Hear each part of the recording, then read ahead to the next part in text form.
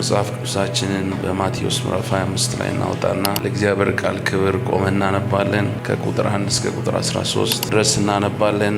በጌታ ስም አነባለሁ። እንደዚህ ይላል። በዚያን ጊዜ መንግሥተ ሰማያት መብራታቸውን ይዘው ሙሽራውን ሊቀበሉ የወጡ 10 ቆነጃጅትን ትመስላለች። ከእነርሱም 5 ሰነፎች 5 ልባሞች ነበሩ። ሰነፎቹ መብራታቸውን ይዘው ከእነርሱ ጋር ዘይት አልያዙምና፣ ልባሞቹ ግን ከመብራታቸው ጋር በማሰሯቸው ዘይት ያዙ። ሙሽራውን በዘገየ ጊዜ እንቅልፍ አላቸውና ተኙ። እኩለ ሌሊትም ሲሆን እነሆ ሙሽራው ይመጣል፣ ትቀበሉት ዘንድ ውጡ የሚል ውካታ ሆነ። በዚያን ጊዜ እነዚያ ቆነጃጀት ሁሉ ተነሱና መብራታቸውን አዘጋጁ። ሰነፎቹም ልባሞቹን መብራታችን ሊጠፋብን ነው፣ ከዘይታችሁ ስጡን አሏቸው። ልባሞቹ ግን መልሰው ምናልባት ለእኛና ለእናንተ ባይበቃስ፣ ይልቅስ ወደሚሸጡ ሄዳችሁ ለራሳችሁ ግዙ አሏቸው። ሊገዙም በሄዱ ጊዜ ሙሽራው መጣ። ተዘጋጅተው የነበሩትም ከእርሱ ጋር ወደ ሰርግ ገቡ። ደጁም ተዘጋ። በኋላም ደግሞ የቀሩት ቆነጃጅት መጡና ጌታ ሆይ ክፈትልን አሉ። እርሱ ግን እውነት እውነት እላችኋለሁ አላውቃችሁም አለ። ቀኒቱንና ሰዓቱን አታውቁምና እንግዲህ ንቁ። የምናገርበት ሐሳብ 10 ቆነጃጅት በሚል ነው። እስቲ 10 ቆነጃጅት በሉ። ስለዚህ በጣም ፈጠን ብዬ ለመናገር ሞክራለሁ። በደንብ ትኩረት ሰጥታችሁ እንድትሰሙኝ በጌታ ፍቅር ጠይቃለሁ። ሃሌሉያ። ይህንን ምሳሌ ጌታ የተናገረውን ምሳሌ ለመፍታት ትንሽ አባት ሬዲ ነው ሲል በዛን ዘመን ላይ የተለመደው ሌሊት ላይ ነው ሙሽራው መሄደው። ሬዲ ነው አሁን ሂድ ልጄ ሲለው ሌሊት ላይ ሙሽራው ተዘጋጀ ነው። አብረውት ያሉ አጃቢዎች ሚዜዎቹ አንድ ላይ ሆነው እኩለ ሌሊት ላይ ነው የሚሄዱት። የተለመደ ነበር ይሄ የመጀመሪያው ዘመን የአይሁድ ባህል ላይ። ስለዚህ እኩለ ሌሊት ላይ ይሄዳል ማለት ነው። ይሄዳል። ከዛ ሙሽሪት ጋር ሲደርሱ እነዚህ አጃቢዎቹ ሚዜዎቹ መለከት ይዘው ነው የሚሄዱት እና በአይሁድ ባህል ደግሞ መለከት በጣም ትልቅ ቦታ ያለው እና መለከት ይነፋሉ እና ሁካታ ጌታ ይሆናል ብሎ እንዳለው ማለት እና አጃቢዎቹ ቀድመው ይሄዱ መለከት ይነፋሉ። ሙሽራው ደረሰ መጣ ሲባል ያው ሙሽሪት ተዘጋጅታለች ለመወሰድ ሬዲ መሆን ነው በቃ ከሷ የሚጠበቀው። ከዛ በኋላ ያ መለከት እንደተነፋ ሙሽራው ሙሽሪትን ይዟት የት ነው የሚሄደው? ሰርጉ የተዘጋጀበት ስፍራ። የት ነው ሰርጉ የተዘጋጀው? አባት ቤት፣ የሙሽራው አባት ቤት። ስለዚህ በዛ ሌሊት ሲሄዱ አሁን ቆንጆቹ ወይም ደግሞ ሚዜዎቹ አንድ ዋና ስራ አላቸው፣ ትልቅ ስራ አላቸው። ይሄ ስራ ምንድነው? መብራት ማብራት። ይሰማል? መብራት ምን ማድረግ ነው?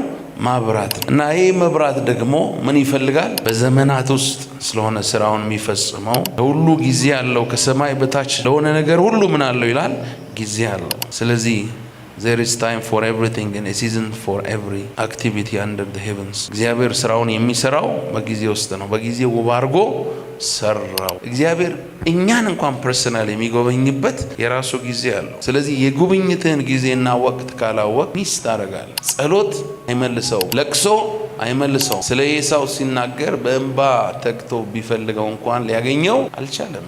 ስለዚህ ካለፈ በኋላ መንፈሳዊ ነገር እንደገና ማግኘት አይቻልም ወይም ከባድ ነው። ለዚህ ነው አንድ ጊዜ ይህንን ሰማያዊ መንፈስ የቀመሱትን ነገር ግን ወደ ኋላ የተመለሱትን መመለስ ከባድ ነው፣ አስቸጋሪ ነው የሚለው ለዚህ ነው። ለምን they missed። መጽሐፍ ቅዱስ ቀኖቹ ክፎች ናቸውና ዘመኑ ምን አድርጉ ይላል? ዋጁ ይላል። ስለዚህ በክፉ ዘመን እንደምንኖር ማወቅ አለብን። ደግ ዘመን አይደለም የሚጠብቀን፣ ደግ ዘመን ላይ አይደለም ያለነው። ምንድነው ዘመኑ?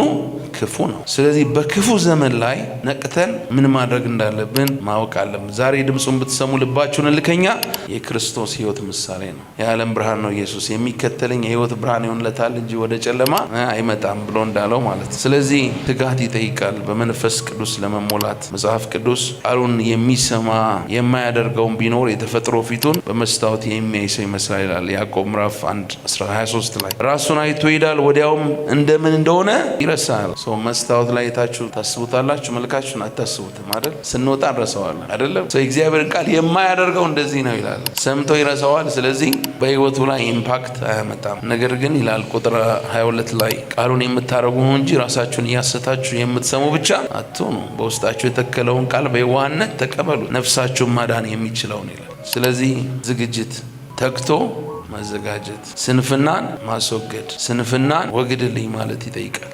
ጌታ ኢየሱስ ስለ መጨረሻው ዘመን ሲናገር በተደጋጋሚ ተዘጋጅታችሁ ኑሩ ብሎናል። ማቴዎስ 24:44 ላይ ታገኙታላችሁ። የሰው ልጅ በማታስቡበት ሰዓት ምን ይላል? ይመጣል። እሱ ይመጣል። ካልሆነ መቼ እንደምንጠራ እናውቅ። ተዘጋጅቶ መኖር አስፈላጊ ነው። ወታደር ሁሌ ንቁ መሆን አለበት። ታውቃላችሁ፣ ዝግጁ ምን መሆን አለብን?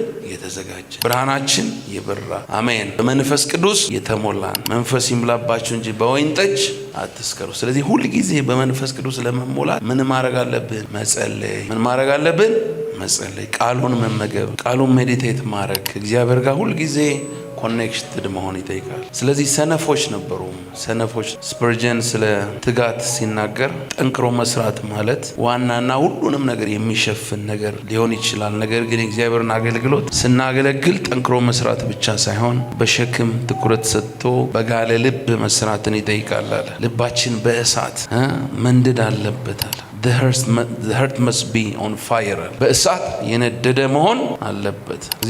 በዚህ በጣም በነቃና በሸክም ምን ተጋ መሆን አለብን ማለት ነው። እግዚአብሔር ይርዳን። አሜን። ስለዚህ ትጋት የላቸውም። መጀመሪያ ምን አያደርጉም? ዘመንም አያውቁም እነዚህ ሰዎች። ሶስተኛ ከመንቃት ጋር በተያያዘ ነው የምንመለከተው። የነዚህ አምስት ሰነፎች የመንቃት ችግር አለባቸው። ያለ ማስተዋልም ችግር አለባቸው። ምን ችግር አለባቸው አልኳችሁ? የመንቃትና ያለ ማስተዋል ችግር አለባቸው። ኢቭን ዘይት እንኳን ሲጠይቋቸው ማለት ነው ስጡን፣ ዘይት የለንም።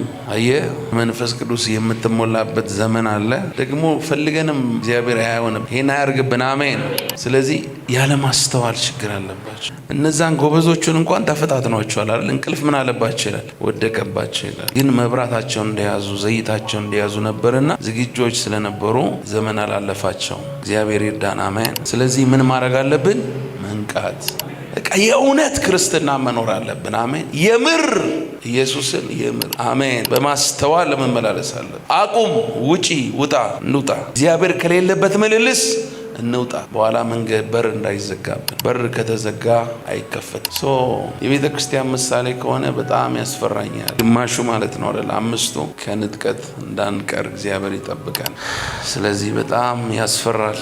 የተዘጋጀ ሕይወት እንዲኖረን እግዚአብሔር ይርዳን። መቼ እንደምንጠራ ነው ግን መልካም፣ በጎ፣ ታማኝ ባሪያ ከሚባሉት መካከል እግዚአብሔር ያርገን። እግዚአብሔርን ቸል እንዳንል፣ ከመንገዱ እንዳንወጣ፣ አደጋ ውስጥ እንዳንገባ፣ በፍርሃት እምነታችንንና መዳናችንን ጸጋውን እንድንጠብቅ እግዚአብሔር ይርዳን። አሜን። ካለማስተዋል ጨለማ፣ ስንፍና ሕይወት እግዚአብሔር ይጠብቀን። አሜን።